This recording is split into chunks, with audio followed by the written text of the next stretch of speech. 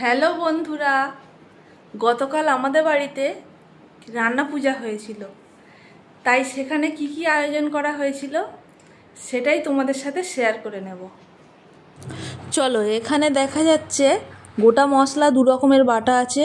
এটা কিন্তু শিলেতেই বাটতে হবে। তো তারপর সবজিগুলো দেখে নাও। বেগুন আছে, কাঁকরোল আছে, চিচিঙে আছে, তারপর পটল, উচ্ছে, ঝিঙে, মোট 14 রকমের সবজি আমাদের ভাজা হয়। তো এখানে আছে কুঁদরি, ঢেঁড়সের বরবটি, তো এখানে নারকেল কোড়া আছে।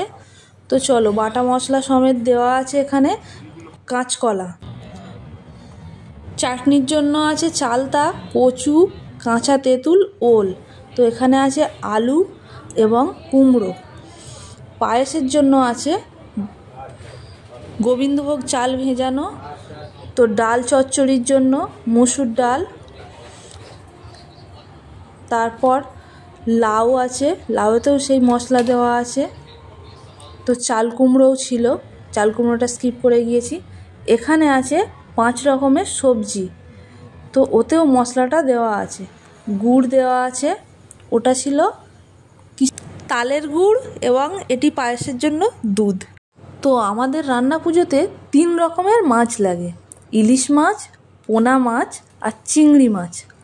তো চিংড়ি মাছগুলো সেই বাটা মশলা মাখানো আছে। তো এবার মা আলু ভাজার জন্য আলু বাটা মশলা দিয়ে মাখিয়ে রাখছেন।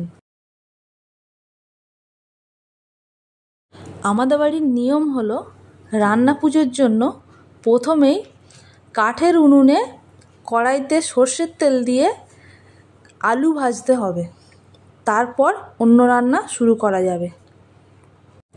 আর প্রদীপ আর লম্প সারা রাত জ্বলবে। আর কলা পাতাতে ঠাকুরের উদ্দেশ্যে আমরা যা যা রান্না করব, মশলা থেকে শুরু করে যাবতীয় সব কিছু ঠাকুরের উদ্দেশ্যে দেয়া হয়েছে। মা এবার উনুন জ্বালিয়ে রান্না শুরু করার পর আমরা অন্য রান্নাগুলো করতে পারবো।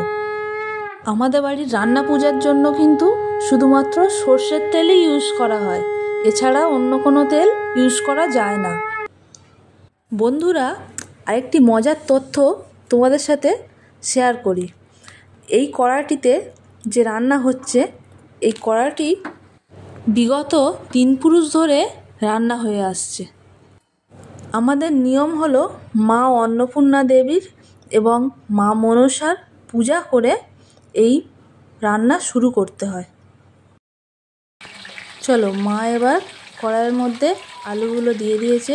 এই আলু ভাজা শুরু হলো মানে এবার আমি ওদিকে রান্না বসাতে পারবো। কুকারে ডাল বসিয়ে দিয়েছি।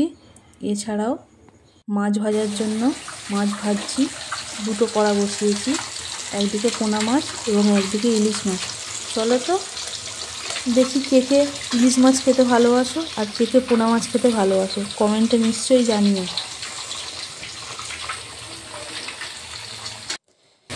এরপর একদিকে বসিয়ে দিয়েছি আমাদের নারকেল ছাই, তালের গুড় দিয়ে, চিনি দিয়ে এবং বাতাসা দিয়ে। আর অপর দিকে বসিয়েছি মাছের মাথা দিয়ে, চিংড়ি মাছ দিয়ে চচ্চড়ি। তো এদিকে দেখতেই পাচ্ছ চাটনি বসিয়েছি। চাটনিতে ওল, কালো কচু এবং কাঁচা তেঁতুল দিয়ে বানানো হয়েছে। এদিকে আমাদের পায়েসের জন্য পায়েসের চাল বসানো হয়েছে। পায়েস হয়ে যাওয়ার পরে আমাদের বসিয়ে নিয়েছি আমাদের ভাতটা। এদিকে একটা ভাত বসানো হয়েছে এবং মা ওদিকে উনুনে আর একটা ভাত বসিয়েছে। আর ভাজাগুলো মা প্রায় রেডি করে ফেলেছে। এখানে সব কিছুই ভাজা আছে। আর এই যে বাসনগুলো দেখছো বন্ধুরা, বড় বড়, এই বাসনগুলো কিন্তু আমাদের রান্না পুজোর জন্যই ইউজ করা হয়।